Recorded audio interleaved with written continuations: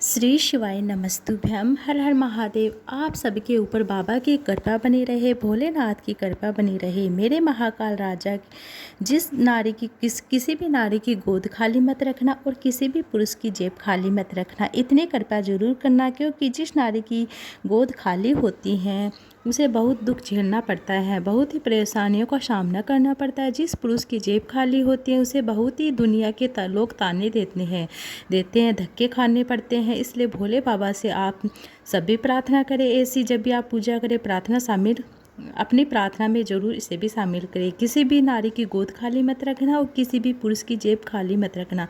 आप सब जान रहे हैं कि इस बार सोमवार की अष्टमी पड़ रही हैं 12 अगस्त को। 72 सालों के बाद हमें ऐसा दुर्लभ सहयोग बन रहा है कि हम बार बार गुरुजी अपनी कथा में भी बताते हैं कि ऐसा सावन आया है कि जिसकी शुरुआत और अंत सोमवार से हो रही है। हम आपको बार बार बता रहे हैं कि इस बार आपको जो सावन बहुत ही खास होने वाला है, बहुत ही खास है। इसलिए आपको इसमें एक भी मौका अपने हाथ से नहीं जाने देना चाहिए संतान प्राप्ति के लिए। इस बार सावन में तो आपको एक सोमवार की अष्टमी भी मिल रही है, तो बहुत ही दुर्लभ सहयोग बन रहा है। सोने में सुहागा जैसा ये है। आप सब जान रहे हैं कि सोमवार की अष्टमी का दिन बहुत ही खास होता है।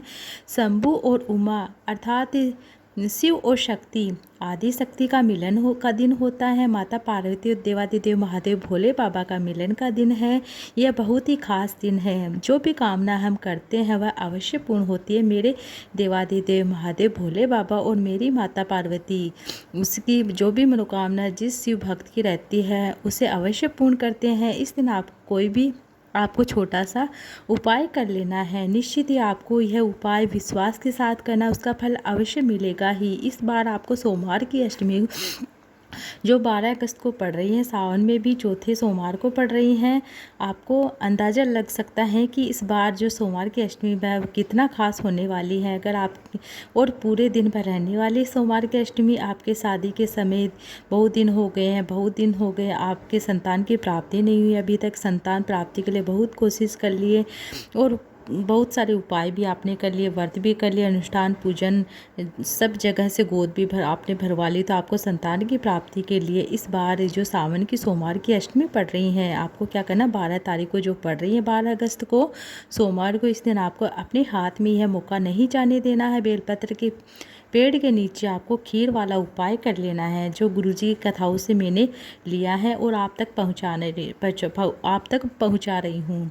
यह ऐसा उपाय है जिसमें निश्चित ही आपको संतान की प्राप्ति होगी। अगले सोमवार की अष्टमी तक आने पर आपको पॉजिटिव रिजल्ट देखने को मिलेगा। जो भी आपकी कामना वह अवश्य पूर्ण होगी। आपको निश्चित ही संतान की प्राप्ति होगी। अगर आप पुत्र प्राप्ति की इच्छा करते हैं तो पुत्र प्राप्ति की इच्छा से आप कर सकते हैं, और संतान की प्राप्ति से करना चाहते हैं तो आप संतान की प्राप्ति से कर सकते हैं। गर्भ आपका निश्चित ही ठहरेगा। सावन की सोमवार की अष्टमी है, कभी भी यह दिन जो भी हम कामना करते खाली नहीं जाता है। इस दिन की गई जो भी पूजा होती है मौका हाथ से नहीं जाने देना।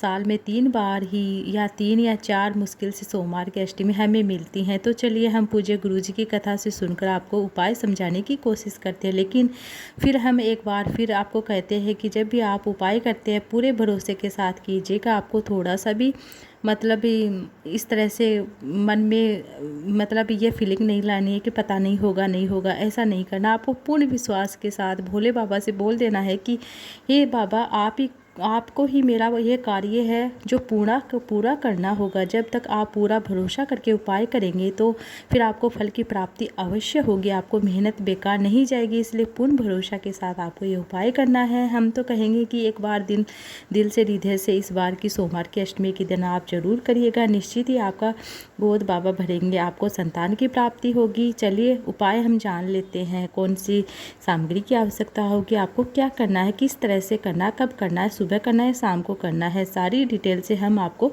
ये जानकारी देने वाले हैं। लेकिन इससे पहले आपने मेरे चैनल को सब्सक्राइब नहीं किया तो प्लीज़ सब्सक्राइब कर लीजिएगा। सब्सक्राइब करने के बाद अगर यह वीडियो अच्छा लगे तो वीडियो को लाइक और ज़्यादा से ज़्यादा शेयर कीजिएगा, ताकि अन्य शिव भक्तों को भी यह वीडियो प्राप्त हो सके, उन्हें भी यह लाभ प्राप्त हो सके। हर हर महादेव, श्री शिवाय नमस्तुभ्यम जरूर से टाइप करके लिखिएगा। इस उपाय को करने के लिए सबसे पहले आपको एक बड़ा सा बेलपत्र, अर्थात छोटा हो बड़ा मतलब बेलपत्र का वृक्ष इतना बड़ा होना चाहिए, आपसे हाइट से ज़्यादा ऊँचा होना चाहिए, और जिसकी छाँव आप पर पड़े। ऐसा बेलपत्र का वृक्ष ढूंढ लेना है जो भी आपके घर के आसपास मोहल्ले में या कॉलोनी में या मंदिर में हो तो बहुत अच्छी बात है। एक बड़ा बेलपत्र वृक्ष आपको ढूंढ लेना है। आपको जाकर वहाँ उपाय करना है, उसकी छाँव में आपके ऊपर पड़े, इस तरह से आपको यह बेलपत्र चाहिएगा। बेलपत्र के पौधे के पास को आपको इस उपाय को मतलब बेलपत्र के पौधे के पास इस उपाय को करना है। आपको हाइट से ऊंचा लेना है, फिर हाइट से छोटा मतलब नहीं होना चाहिए क्योंकि उसका फल नहीं मिलता है। आपके हाइट से बड़ा होना चाहिए और जिसकी छाँव आप पर पड़े। बेलपत्र हमने क्या बोला है कि पेड़ बड़ा होना चाहिए। खीर वाला उपाय करना है। ये उपाय आपको सुबह के समय दोपहर तक शाम तक कर लेना है, कोई दिक्कत की बात नहीं। सुबह से शाम तक सोमवार की अष्टमी पड़ रही है तो आप कर सकते हैं। बार बार ऐसा दुर्लभ सहयोग नहीं मिलेगा, इसलिए यह उपाय ज़रूर कीजिएगा। सुबह शाम तक आप कर सकते हैं। मतलब आपको क्या करना है, इसको करने के लिए आपको एक ब्राह्मण लेना है। ब्राह्मण का जोड़ा लेना है। आपके घर के आसपास कोई भी ब्राह्मण हो तो उन्हें, जिनके बच्चे हैं, पति पत्नी दोनों को आपको बोल देना है कि आप हमारे यहाँ भोजन करने आइएगा। यह सोमवार की अष्टमी के दिन एक उपाय करने वाला है। आप मेरे साथ चलना बेलपत्र के पेड़ के नीचे, वहीं आपको हम भोजन कराएंगे खीर का। उन्हें बता देना है आप जो भी आपकी दुविधा है, सारी बातें। खीर का आपको खाना है, इस तरह से आपको बताना है। आपको एक जो पहले साथ में आपको हमने भी घर गाय के गौ माता के दूध वाली जो खीर होती है, गाय माता के दूध से आपको खीर बनानी है। चावल की खीर बनानी है। बहुत ही अच्छा उपाय है। आपको क्या करना, साबूदाने की खीर नहीं बनानी है, चावल की खीर बनानी है।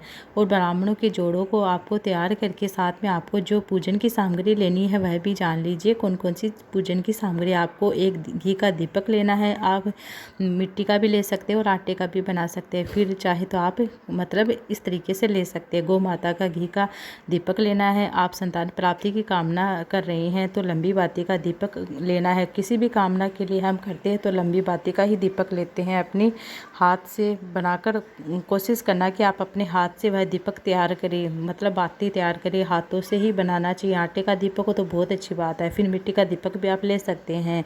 शाम तक मिट्टी का दीपक सूख जाता है तो इस तरीके से आपको अपने मिट्टी का दीपक भी बना सकते हैं और आटे का दीपक भी बना सकते हैं। हाथों से तैयार करना है आपको दीपक, इस बात को आपको खास ध्यान रखना है। गौ माता का घी उसमें डालना है और खीर भी आप अपने हाथों से तैयार कीजिएगा। आपके घर में हो तो अच्छी बात है, नहीं तो आप मार्केट से भी घी ले सकते हैं। गाय माता का होना चाहिए, तो जो देसी गाय होती है उसका होना चाहिए। हो सके तो ज़्यादातर सुख शांति और बरकत मिलती है। इसलिए हम सबको बोलते हैं कि हम घर में जो शुद्ध देसी गाय का घी रहता है उसी का उपाय दीप प्रज्वलित करना चाहिए। इस तरीके से आपको एक दीपक तैयार करना है। साथ में आपको पूजन की सामग्री ले लेनी है, जैसे आप बेलपत्र ले सकते हैं।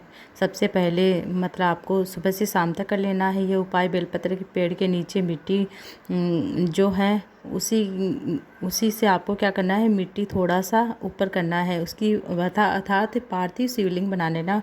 लिंग नुमा आकृति बनाकर आपको क्या ना पार्थिव शिवलिंग पूजन करना है। फिर उससे जो पूजन की सामग्री लगेगी वह आपको इस तरह से लेनी है। एक जल का लोटा लेना है, दूध लेना है। पंचामृत भी आप ले लीजिए अगर आप ले सकते हैं तो। पंचामृत में आपको दूध, दही, घी, शहद, शक्कर, गंगाजल इस तरीके से लेना है। कोई टेंशन की बात नहीं, आपको जो मिल जाती है वह भी ले सकते हैं। सिर्फ आप जल से भी पूजन कर सकते हैं। आपको क्या करना है, इस तरह से चंदन है, मोली है, अक्षत है, वीर, गुलाल, फूल, पत्ती, बेलपत्र आदि सामग्री आपको आराम से जो मिल जाती है वह ले लेने हैं। और आपको खीर का भोग जो खीर बनेगी वह ले लेनी है। खीर का भोग अपने पार्थिव शिवलिंग बनाकर पूजन करना है। और उसके बाद आपको क्या करना है, खीर का भोग लगा देना है देवादिदेव महादेव का जो शिवलिंग बनाया है वहाँ पर। ठीक है, आरती इस तरह से करना, आरती धूप बत्ती कर दीजिए। और पार्थिव शिवलिंग बनाकर पूजा करने के बाद क्षमा याचना कर लीजिए कोई भी भूल चूक के लिए, यानी अच्छे से प्रार्थना। आपको पार्थिव शिवलिंग का पूजन कर लेना। बेलपत्र के पेड़ के नीचे आपको पार्थिव शिवलिंग बनाना है। वहीं पर ब्राह्मण के जोड़ों को आपको भोजन कराना है। अपने साथ बेलपत्र के पेड़ के नीचे आपको उन जो भी आप ब्राह्मण पूजन को आप बोल के आए हैं उन्हें आप एक पातल में आपको एक पातल लेनी है और पत्ते की बनी होनी चाहिए पातल। जब खीर आप खिला रहे हैं पातल के ऊपर ही खिलाना है उनको।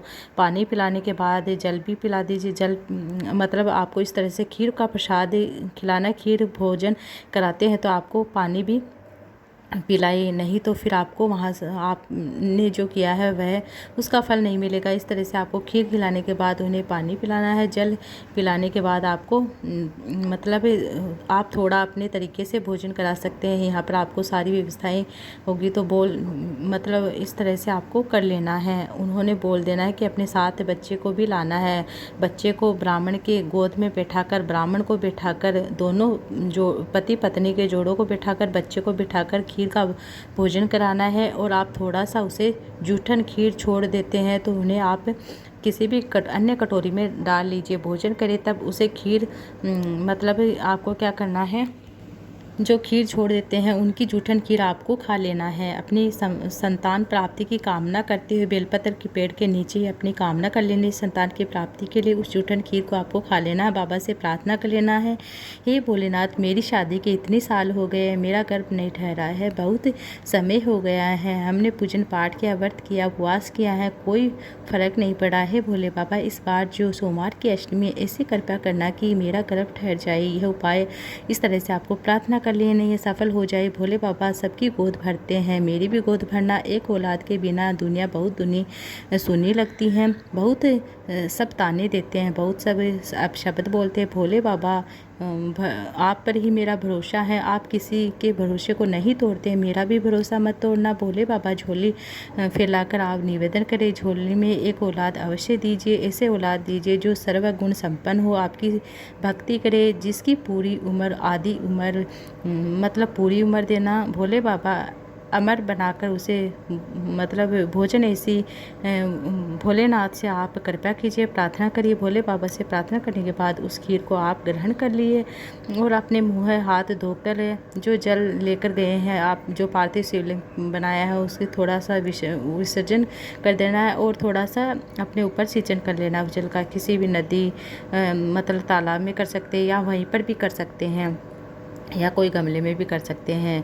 जब दीप ठंडा हो जाए तब आपको विसर्जन करना है। इस बात को आपको ध्यान रखना है। आपने दीपक लगाया है उससे पहले आपको पूजन करने से पहले दीपक लगाना है और पूजन करने के मतलब आरती करते तब दीपक लगाना है। इस तरह से आपको करना है और दीपक ठंडा होने के बाद ही विसर्जन करना। बाबा आपकी कामना को निश्चित ही पूरा करेंगे। दिल से हृदय से आप ये उपाय करेंगे तो इस बार की सावन की सोमवार की जो अष्टमी है कभी भी खाली नहीं जाती। अष्टमी अपने हाथ से मौका नहीं जाने देना। शिव शक्ति के मिलन का दिन है तो आप ज़रूर करिएगा। भोले बाबा आपका भरोसा निश्चित ही आपकी गोद भरेंगे। एक बात को आप बोल देते हैं कि अगर आप अब कई बार भी मतलब कई बार सफ़ेद आंकड़े की जड़ का प्रयोग कर चुके हैं, कई बार आपने पशुपति व्रत कर लिया, कई बार आपने 3-4 बार आपने मतलब सोमवार के अष्टमी के उपाय भी कर चुके हैं तो 12 तारीख को यह उपाय आपको जरूर करना है, खीर वाले उपाय। और 12 तारीख को ही आप अगर आंकड़े की जड़ का प्रयोग नहीं किया तो आंकड़े वाली जड़ का प्रयोग भी कर सकते हैं। इसके लिए आपको क्या 2-3 बार महीने में मतलब इस तरह से आपको कर लेना है। आपको क्या करना है, तुम रुका जी का नाम लेकर 21 बार शिवलिंग के ऊपर 21 बार आंकड़े की जड़ को घुमाकर पति पत्नी को सबसे पहले आपको क्या करना, पति पत्नी को जाकर जो भी सफ़ेद आंकड़ा वहाँ की जड़ को निकाल कर लाना है। पति पत्नी दोनों साथ जाना है।